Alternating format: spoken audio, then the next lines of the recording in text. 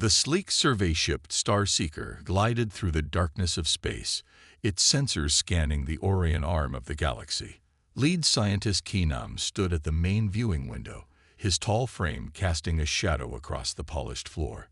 The blue glow of Earth reflected in his eyes as he studied the third planet from its yellow star. Another primitive world, Keenam muttered, tapping data into his tablet. Behind him, Admiral Sunmit frowned, her experienced eyes noting the artificial satellites orbiting the planet. "We should be careful with this one," Sunmai said, pointing to the screen showing radio signals emanating from Earth. "These readings suggest they're more advanced than they appear." Keenam laughed, waving his hand dismissively. "They haven't even achieved proper spaceflight. Look at those primitive rockets, chemical propulsion. They're barely out of their Stone Age." The ship's communication system chimed. High Counselor Taiho's hologram appeared in the center of the bridge, his elaborate robes shimmering with each movement. "Report your findings, Lid Scientist." Keenam straightened his back, eager to share his assessment. "High Counselor, we found a resource-rich world. The inhabitants are primitive bipeds who've barely mastered basic technology. Their atmosphere is rich in nitrogen and oxygen, oceans full of heavy water, perfect for our fuel synthesis." Sunmez stepped forward.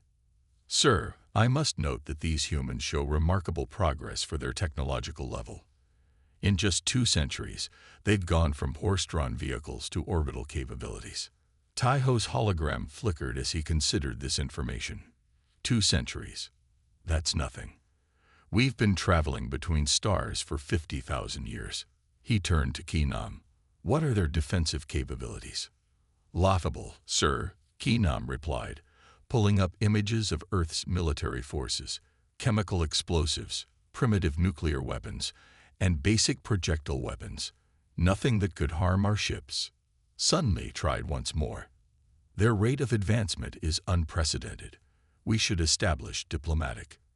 "Admiral," Taiho interrupted, "your concern is noted but unnecessary. The Council has already voted. Earth's resources are too valuable to ignore, and these humans are too primitive to stop us." Keenam began preparing extraction plans, marking optimal landing zones for the harvester ships. The massive machines would drain Earth's oceans of heavy water, extract rare minerals, and strip mine valuable elements. Standard procedure for resource-rich primitive worlds. "Begin preparations," Taiho commanded. "The extraction fleet will arrive in 3 Earth months. Monitor their communications but maintain stealth protocols. We don't want to frighten the natives before we begin." As the hologram faded, Sunmei walked to the viewing window. Earth's blue sphere rotated peacefully below, unaware of the fate the Council had decided for it. She noticed something that others had missed: the lights of cities forming perfect geometric patterns, the organized paths of satellites, the systematic way humans had spread across their world. "We're making a mistake," she whispered to herself. "These humans, they're different." But the decision was made. The Starseeker cloaked itself and settled into a quiet orbit, watching and waiting as the extraction fleet assembled in deep space. None of them realized they were about to learn why making humans angry was the worst mistake any species could make in the galaxy. Keenam's data would prove tragically incomplete. He'd counted weapons but missed humanity's greatest asset: their unbreakable spirit when faced with invasion. The Council was about to learn that primitive didn't mean helpless, and technological superiority meant little against human determination. The clock was ticking toward first contact, and the galaxy would never be the same again. #never make a human mad. Part 2. The Warning. Ambassador Du Hyun paced the gleaming halls of the Galactic Council chamber, his weathered hands clutching a data tablet filled with Earth's history. The chamber's crystal walls reflected the light of 3 suns, casting rainbow patterns across the gathered council members. "Please," Du Hyun's voice echoed through the vast chamber. "You must understand what we're dealing with." He activated a holographic display, showing Earth's historical footage. Images of world wars, nuclear explosions, and rapid technological advancement floated in the air. High Counselor Jin Wu leaned back in his elevated seat, looking bored. Ambassador, you're being dramatic. These are primitive recordings of an underdeveloped species. Primitive. Du Hyun zoomed in on nuclear test footage. They split atoms with technology centuries behind ours. They created world-ending weapons using basic physics. Their scientists went from first flight to landing on their moon in just 66 years. The council chamber buzzed with dismissive murmurs. Young diplomat Ho Jin stood from her observer's seat, her voice clear and strong. The ambassador is right. I've studied their entertainment media. These humans constantly imagine and prepare for alien invasions. They're mentally ready for us. Silence. Jin Wu's voice boomed. Know your place, junior diplomat. He Jin sat down, but her eyes showed defiance. Du Hyun continued, bringing up more images. Look at their warfare evolution. From spears to nuclear weapons in a few thousand years. Most species take millions of years for such advancement. Impressive for primitives, Jin Wu smirked, but meaningless against our shields and energy weapons. Do Hyun pulled up new data. They've turned everything into weapons. Plants become medicine or poison. Peaceful atoms become bombs. Even their sports and games simulate combat. Everything they touch becomes a tool for survival. An older council member scoffed. They fight themselves. That shows their primitive nature. No, Du Hyun corrected. It shows their experience in warfare. They've never stopped fighting, never stopped improving their weapons and tactics. They're warriors who've been preparing for an external threat their entire history. He Jin spoke again, despite the warning glares. Their fiction shows countless scenarios of aliens underestimating them. It's like they're waiting for this moment. Jin Wu slammed his hand on his council seat. Enough. We voted. The extraction begins next week. These humans will adapt or perish, like all primitive species before them. Do Hyun made one final attempt. High Counselor, there's an old human saying, beware the fury of a patient man. We're about to make an entire species furious. Their history shows they don't surrender. They adapt and overcome. Your warning is noted and dismissed, Jin Wu declared. This meeting is over. As the council members filed out, He Jin approached Do Hyun. They're making a terrible mistake, aren't they? Do Hyun nodded, watching the sunset through the crystal walls. There's another human saying, never corner something that's not afraid to die.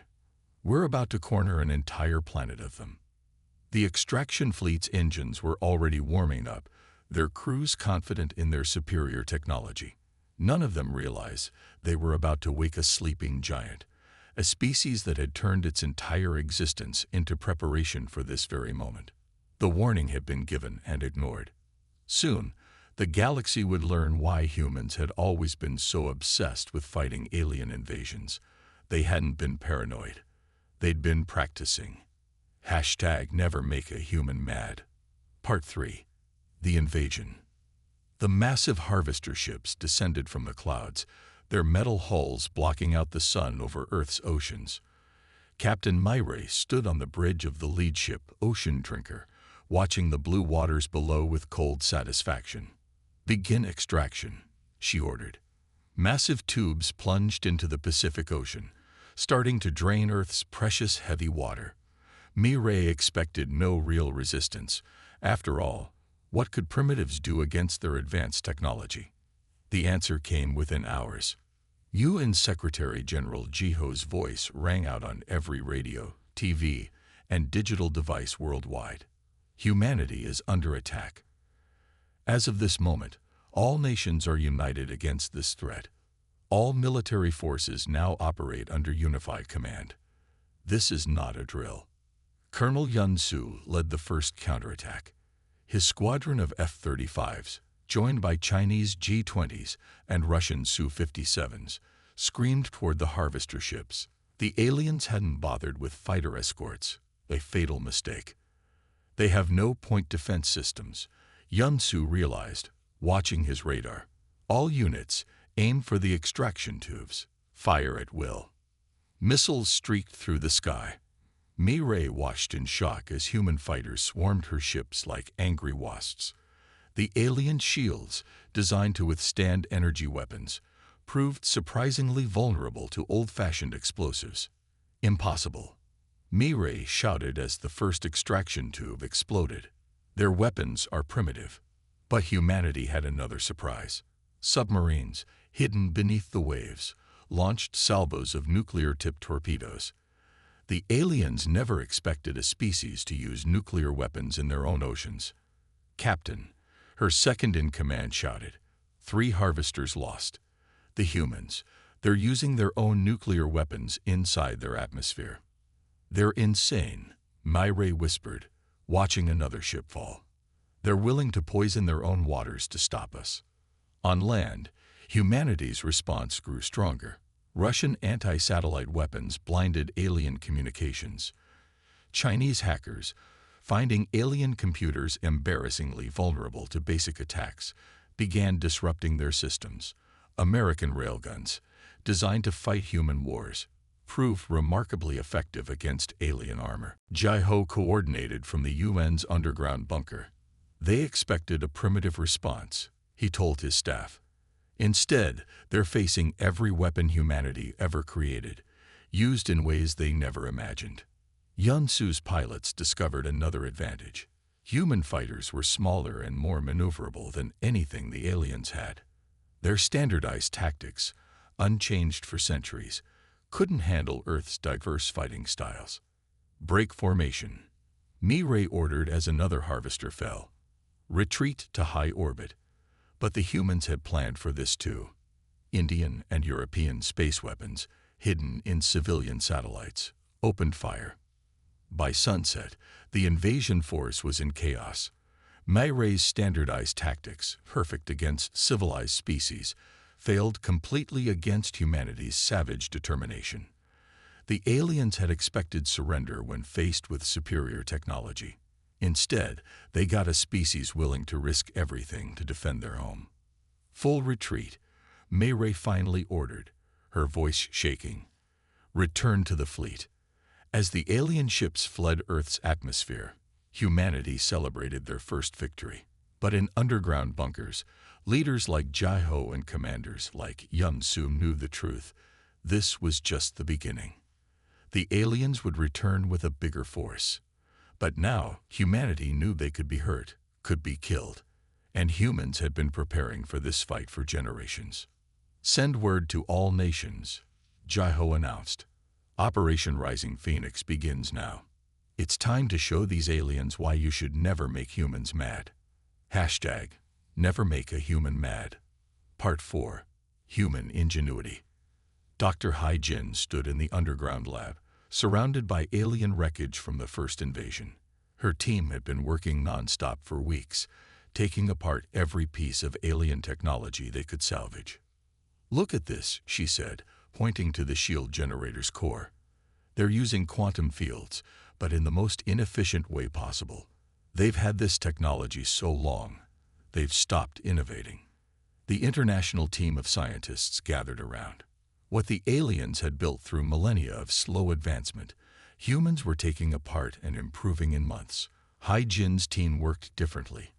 They didn't just want to copy the alien tech, they wanted to make it better. Meanwhile, Commander Dae-sung was teaching Earth's military forces a new way of fighting. "Forget everything you know about conventional warfare," he told his international strike teams. "We're going to fight like our ancestors did against superior forces. Hit and run, strike where they're weak, vanish before they can respond." The aliens never expected their supply ships to be targets. They'd grown too comfortable with their technological superiority. Dae-sung's teams, using improved versions of Hai Jin's reverse-engineered tech, struck like ghosts from the darkness of space. "Sir," a young soldier reported to Dae-sung, "Team 7 just took out 3 supply ships near Mars. The aliens still don't know how we're getting past their sensors." Dae-sung smiled. The answer was simple. Humans hadn't copied the alien sensors. They'd created new ones based on different principles. The aliens kept looking for their own technology. while humans used something completely different. In the Galactic Council's war room, military advisor Sangmin was growing increasingly worried. The humans, they're not following any known pattern of technological development. They're taking our tech and changing it in ways we never considered. He showed the council footage of the latest battles. Human ships, smaller and more agile than alien vessels, using modified shield technology that could switch frequencies to counter alien weapons. Earth fighters carrying hybrid weapons, part human, part alien, but better than either. They're not just copying us, Sangmin explained, his voice tense. They're innovating. Every time we adapt our tactics, they've already moved on to something new. They're evolving their technology faster than any species we've ever encountered. In her lab, Hai-Jin made another breakthrough. The aliens think in straight lines, she told her team. Their shields go up, they stay up. But what if we pulse them? Flicker them on and off 50 times a second. The result was revolutionary. Shields that used a fraction of the power, but were twice as effective. Dae-Sung's guerrilla forces quickly put the new technology to use, appearing seemingly out of nowhere to strike alien facilities. This is impossible, Sangmin reported to the council.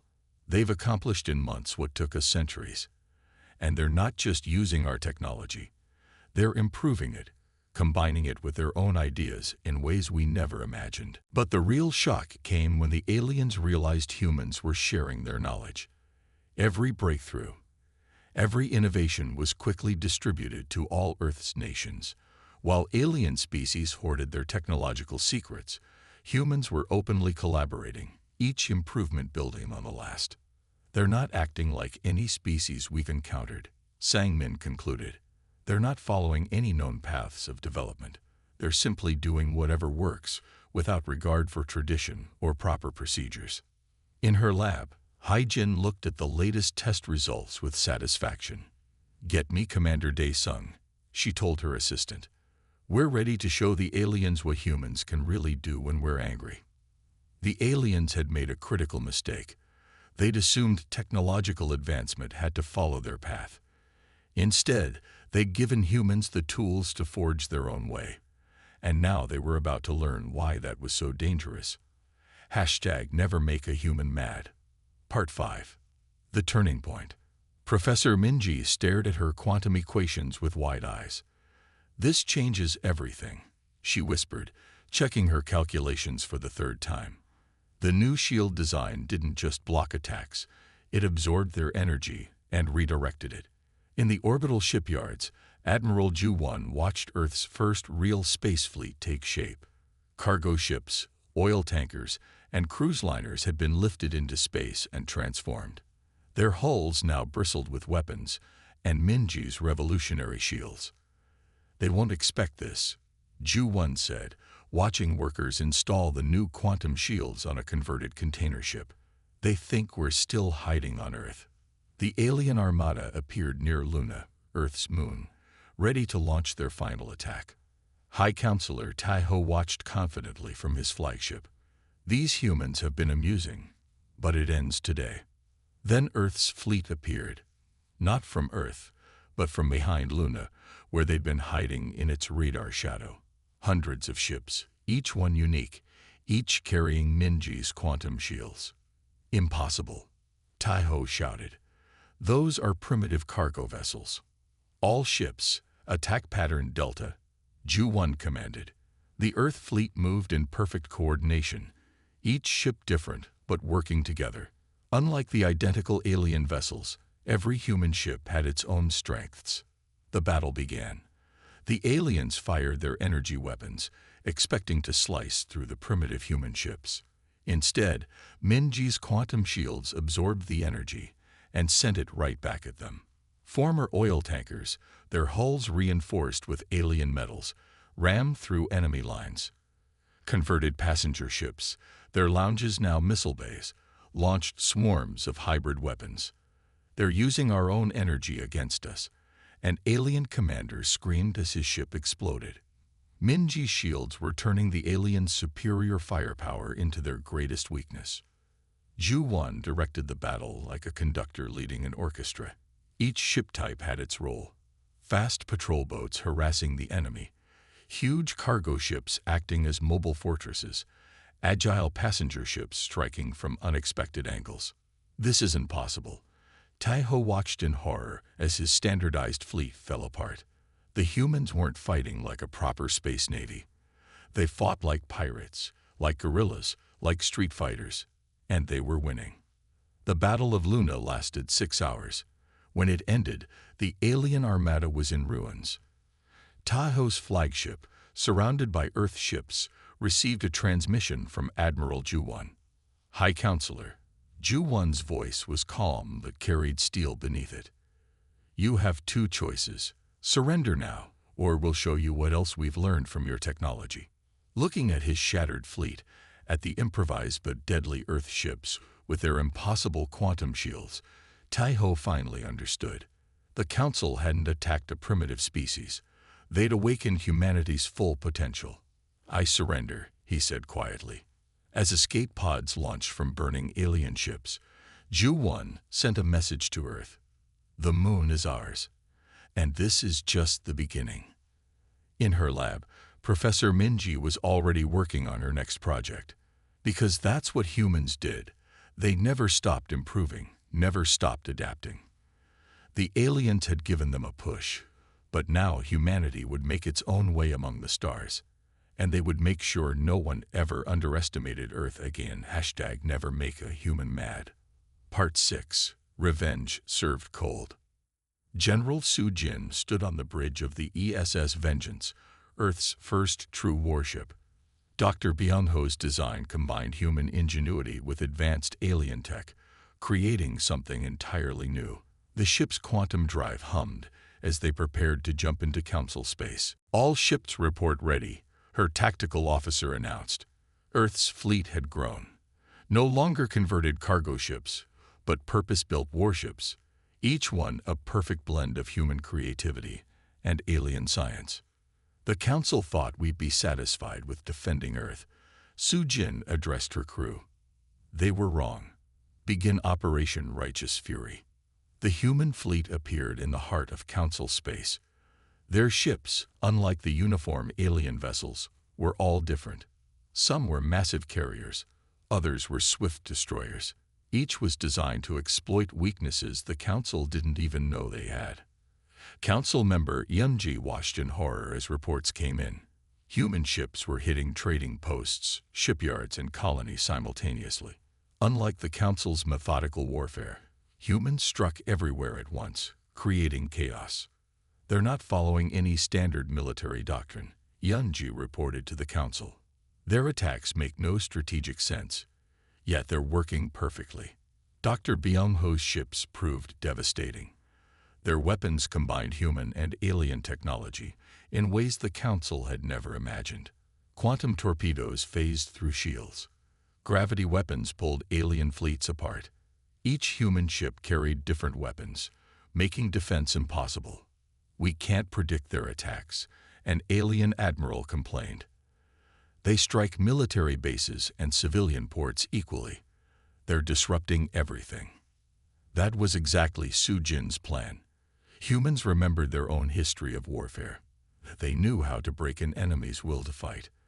The Council's carefully organized society began to crumble as trade routes became battlegrounds. Your colonies are falling, Su Jin transmitted to the Council. Your economy is collapsing. This is what happens when you attack humanity. Colony after colony surrendered. Some even welcomed the humans, impressed by their adaptability and strength. The Council's mighty civilization, built on thousands of years of tradition, was being dismantled by a species they'd dismissed as primitive. Dr. Byung-ho kept innovating, sending new weapons to the fleet. Each design targeted another Council weakness. The aliens couldn't adapt fast enough to the constant changes in human tactics and technology. We built our empire over millennia, Yunji said in the Council chamber. They're tearing it apart in months. Su Jin's fleet approached the Council's capital system. Their ships now controlled the major trade routes. The galactic economy had ground to a halt. The mighty council was about to learn its final lesson about humanity. "Prepare for final attack," Sujin ordered. "Let's show them why Earth's history is filled with tales of revenge served cold." The council was about to discover that making humanity angry wasn't just a mistake. It was the last mistake their empire would ever make. Never make a human mad. Part 7. New Galactic Order. Ambassador Hyunwoo walked through the rebuilt council chambers, his footsteps echoing on floors that still showed scars from the war. The chamber looked different now, less ornate, more practical, like the humans who now help lead it. President Sejin's image appeared on the main display, addressing the gathered representatives of a changed galaxy. "The Protected Species Act is not just a law," she declared. "It's a promise. What happened to Earth must never happen to another developing world." The council members, both old and new, listened carefully. They'd learned to pay attention when humans spoke. Earth's ships still patrolled trade routes, their hybrid technology far beyond anything the old council had possessed. "We were called primitive," Hyunwoo addressed the chamber. "Now we help guide the galaxy. Not because we conquered you, but because we showed you a better way." The changes were everywhere. Human innovation had revolutionized space travel. Earth's scientists, led by the brilliant minds who'd reversed alien technology, were now teaching younger species. The galaxy was evolving faster than ever before. Admiral Jinhae, hero of the war, watched from her flagship as Earth's defense fleet conducted exercises. "They thought our diversity was weakness," she told her crew. "They never understood that our differences make us stronger." The Protected Species Act became the cornerstone of the new order. Any civilization developing spaceflight would be welcomed, not exploited. Human observers made sure no one repeated the council's mistakes. "Look how far we've come," President Sejin said in private meetings. "From fighting for survival to ensuring others don't face what we faced." The old council members watched in amazement as humanity continued to innovate. Each Earth ship was different, each colony unique. They kept their creativity even after mastering advanced technology. "Never make a human mad," Admiral Jinhae would say at diplomatic functions. "You won't like what follows." It became a saying across the galaxy, a reminder of how a primitive species had reshaped the cosmic order.